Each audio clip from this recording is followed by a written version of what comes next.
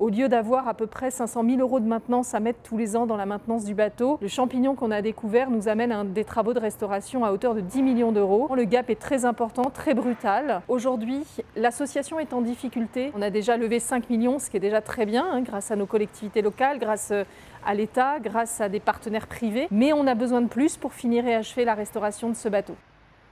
On est devant le bateau, là vous avez la forme de radoub, c'est le bassin qui permet de mettre le bateau en cale sèche. Il a fallu enlever des pièces qui sont à l'avant du navire pour atteindre les pièces touchées par les champignons.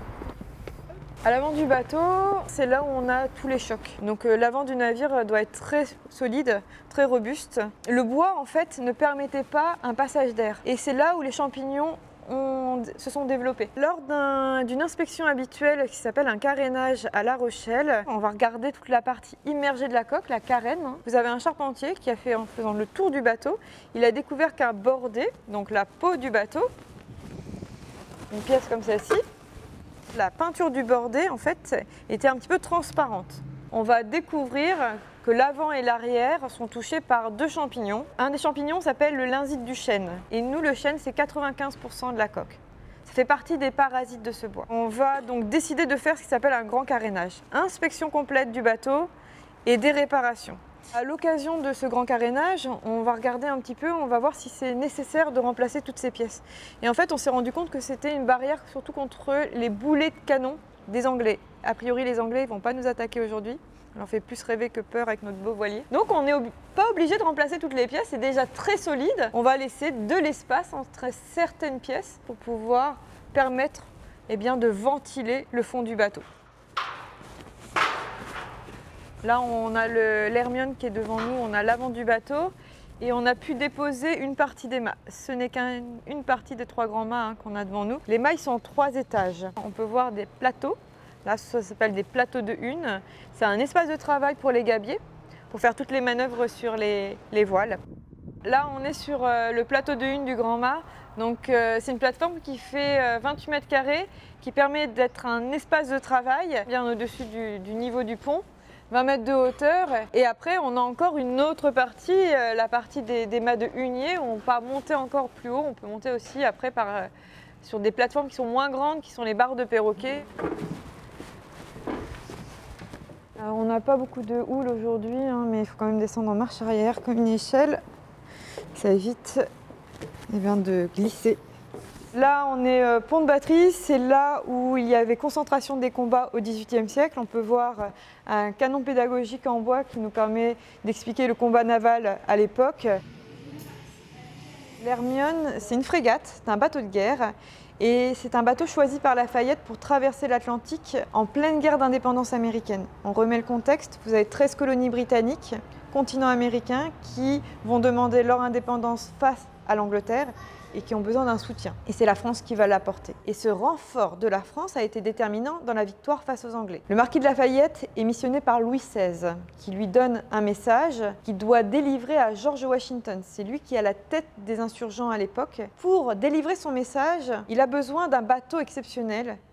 Voilà pourquoi il va choisir l'Hermione. C'est un bateau qui avait déjà fait ses preuves lors de ses essais en mer, qui avait capturé des corsaires anglais, rapide, facile à manœuvrer, un bateau exceptionnel. Et en 1793, après 14 ans de vie, elle accroche un rocher pas très loin du Croisic, suite à une erreur de navigation. En 1992, l'association Hermione Lafayette qui décide de reconstruire sur le même site que sa grande sœur ce bateau emblématique. Ça va se passer en 17 ans de construction parce que ça va être financé en grande partie par le public. En fait, il n'y avait plus d'activité de construction de bateaux à Rochefort depuis 1927. Trouver donc des personnes capables, compétentes, des entreprises aussi qui pourraient reconstruire ce bateau, c'est du domaine en fait de la prouesse, de retrouver des savoir-faire comme cela. On peut voir le calfatage sur le bateau, l'étanchéité du navire.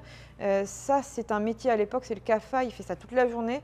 Nous, aujourd'hui, retrouver un calfa, c'est beaucoup plus difficile. Et de décider d'en faire une réplique navigante. Revoir donc les carnets de bord de Latouche-Tréville, le commandant du voyage américain. Ça, c'était un gros travail du commandant Yann Cariou. Et l'idée, ça a été donc de repartir sur les traces de sa grande sœur pour son premier grand voyage. On va partir en 2015 avec une transatlantique, avec à bord, on va décider de faire monter des gabiers, des matelots bénévoles en charge des manœuvres. Le gabier à l'époque, c'était un matelot qui devait monter dans les masses. C'est la seule exigence que l'on a aujourd'hui pour pouvoir faire partie de l'équipage, mais c'est aussi être très polyvalent. On va remplacer un équipage de 300 personnes par 80 personnes. L'association Hermione Lafayette est propriétaire de cette frégate l'Hermione et on se doit de l'entretenir, on se doit de la faire naviguer, c'est notre mission première, et d'organiser les grands voyages. On a déjà fait plus de 4 voyages, on a formé 550 personnes, mais autour de ça, on a d'autres missions d'intérêt général, notamment la mission de transmission. Et aujourd'hui, ici à Anglet, c'est un chantier école à ciel ouvert. Aujourd'hui, on accueille des jeunes apprentis en charpente marine, des demandeurs d'emploi, des salariés d'entreprise, des services civiques, des jeunes en SNU. En fait, sur l'Hermione, tout le monde peut apprendre en faisant. Ce projet, il s'est construit grâce au public, grâce aux bénévoles. Si on n'avait pas les plus de 400 bénévoles actifs autour de ce bateau, on ne serait pas en mesure de pouvoir dire qu'aujourd'hui, plus de 90% du bateau est en très très bon état. C'est grâce aux bénévoles qu'on a pu accéder aux bois qui sont aujourd'hui touchés par le champignon et que l'on doit changer. Sans ça, on n'aurait pas eu cette force humaine pour délester le navire. Donc les bénévoles sont essentiels.